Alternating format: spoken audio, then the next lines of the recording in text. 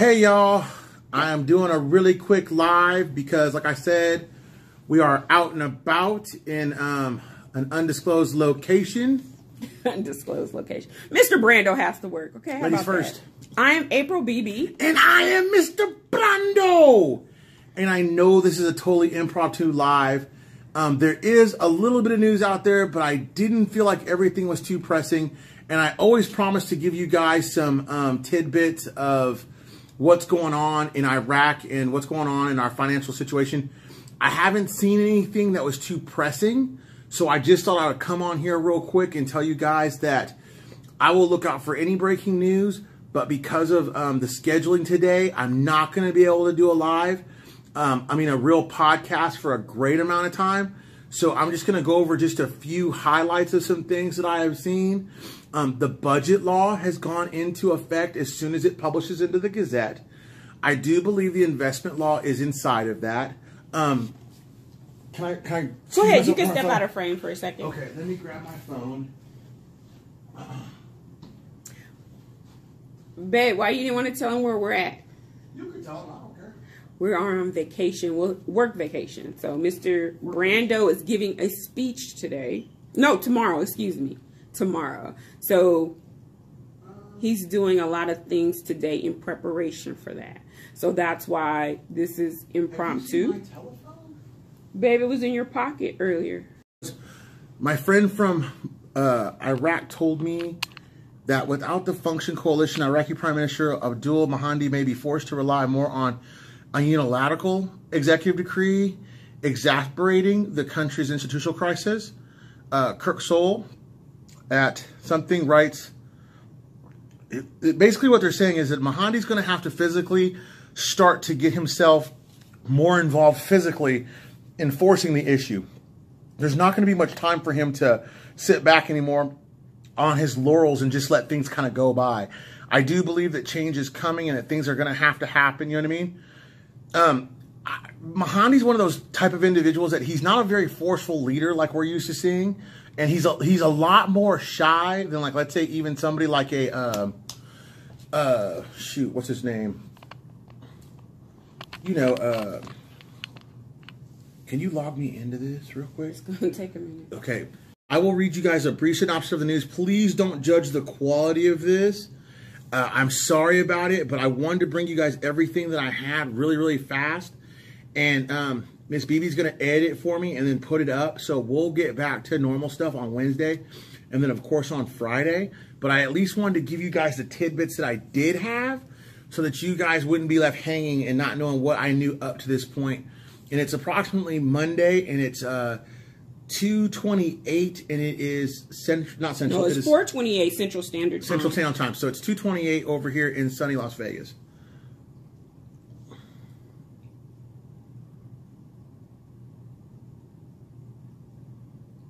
Wi-Fi quality sucks here. I think it's done. There we go. Okay. So real brief, I've only got a few minutes to do this before I have to run out of here. A lot of people telling me safe travels. Thank you guys so much. I appreciate all of that. Okay, so what I had from the other day was, first of all, the CBI host website had been down. It stayed down. We have...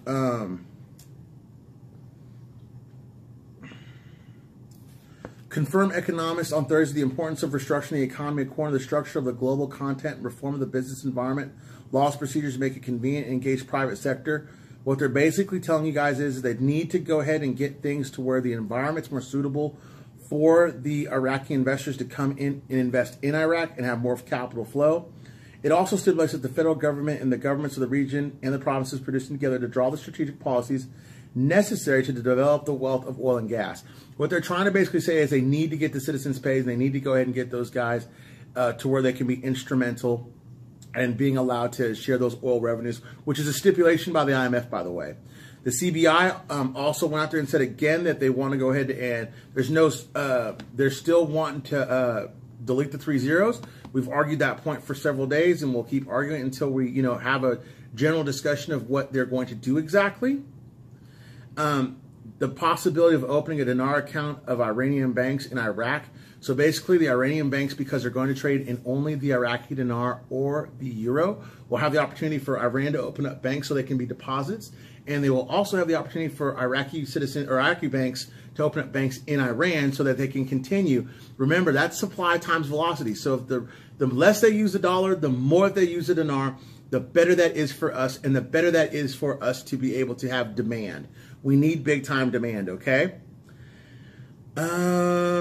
Iraq, their new role in the Iran currency system, and basically what they're telling you here is that an economic analyst in an interview with Mahir News Agency, referring to the visit of Iraqi Central Bank Director Nasir Humadi in Iraq, said that the trip was both the most important and positive in terms of the content of halal foreign currencies this year. In addition, Iraq is a very important country in Iran's foreign exchange map, and it's considered to be the most important export destination of Iran in recent months, because that is like their last straw. That is what they're holding on to. Without Iraq, without the European Union, those few countries that they export oil to, and they're going to go ahead and get by it by dealing in euros, they don't really have a lifeline.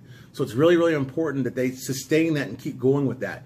It's good for us because, again, the more they use the dinar, the more the demand goes up, because they actually aren't printing more physical currency, correct? Mm-hmm. Okay. The central bank announced the citizens are allowed to withdraw cash from point of sale and their deployed agents. I see that. The bank said that they decided to allow citizens to withdraw cash to organize electronic payments, and within a strategic plan to switch to electronic payments in a sound and orderly environment. The bank explained cash withdrawals are made of authorized dealers who are contracted, and they are only allowed to withdraw about 2 million dinars per day. Okay, so they're putting a cap on how much physical dinar can actually leave the actual physical currency environment. Now, I thought a better question to this was, who are the 3 presidents? I swore that I have read in the budget that those postpones had been suspended, and everybody hates this guy, but the head of the coalition of state of law, Nuri al-Maliki, said he had not been sworn into parliament because he was waiting for him to be appointed. Oh, can you answer that and just tell them I'm doing a quick video? Hey there. And so what's going on is working in parliament is a major responsibility. Just hit this button right here and just walk off real quick. Hello? And so Nuri al-Maliki, along with Habadi and Assad al-Idani, did not lead the constitutional oath as members of the Iraqi Council of Representatives. So without the 3 presidencies, it's really odd because they haven't been sworn in. But I could have sworn in the budget that I saw where they weren't going to have the 3 presidencies anymore. So very, very unique right there. The directors of studies, raising zeros reduces the monetary mass and needs a decision from the top. Again, they're talking about deletion of those 3 zeros and what it means for the Iraqi economy. He pointed out that 30 million advances and exempted from interest in the first and 5 years. What they're talking about also is the bank. Remember, I told you a bank's functions are 3 things. 1, deposits. They don't make money unless they get your money in the bank. 2, withdrawals. So they keep your money in the bank. They also take it out. 3 is through loans. So now they're talking about loaning out and having monies in the system to where they will have money that will be accessible to everybody. And they are doing it at an interest rate as high as 7% that I saw, and anywhere from 5 to 10 to $1 million. And some smaller projects and some larger projects on an upward of 15 million dinars at a maximum. I had another article here about America really, really, really wants to be in the Iraqi budget. And so, I mean, the Iraqi new markets, the emerging markets, because we have a vested interest in oil.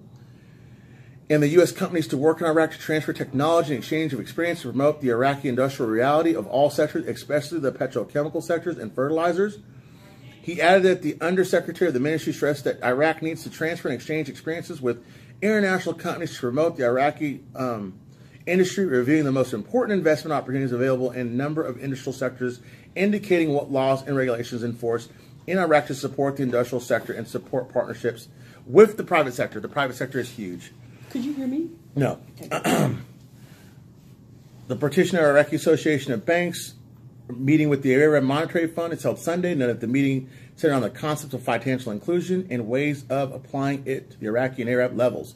The sources said that the interview with the Economy News. Sources added that the meeting will address the concepts of financial inclusion. Inclusion just means that how do we get more Iraqis to use the banks, right? So the more Iraqis use the banks, the more they use the dinar, the better for us. The CBI, like I told you, their host site had been gone for many months. It had come up. Everybody kind of went crazy and saw that there was a 1.2 to USD.